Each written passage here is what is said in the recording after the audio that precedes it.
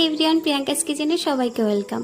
তো আজকে তোমাদের সাথে যে রেসিপিটা শেয়ার করছি সেটা ভাইয়ের পুরোপুরিভাবে নিজস্ব তৈরি করা। তো সেটাই শেয়ার করছি। আলুর চপ অনেক রকমভাবে তোমরা খেয়েছো, এইভাবে বাড়িতে ট্রাই করে দেখো, সত্যি খুবই টেস্টি হয় খেতে।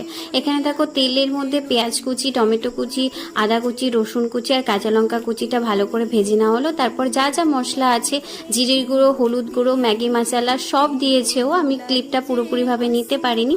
আর এখানে দেখো হচ্ছে গ্রেট করা গাজর আর হচ্ছে গ্রেট করা আলু দিয়েছে। এখানে হচ্ছে সিদ্ধ করা আলু না, গ্রেট করা আলু। এরপর দেখো পুরটা পুরোপুরিভাবে রেডি হয়ে গেছে মাখো মাখো করে।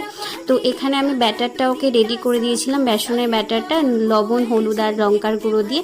তারপর বেসনের মধ্যে ওই পুরটা দিয়ে তারপরে কোট করলেই, তেলের মধ্যে ছেড়ে দিলেই রেডি হয়ে যাবে আলুর চপ ভিন্ন স্বাদে। ভালো লাগলে লাইক, কমেন্ট, শেয়ার করো, সাবস্ক্রাইব করতে ভুলো না। দেখা হচ্ছে নেক্সট ভিডিও।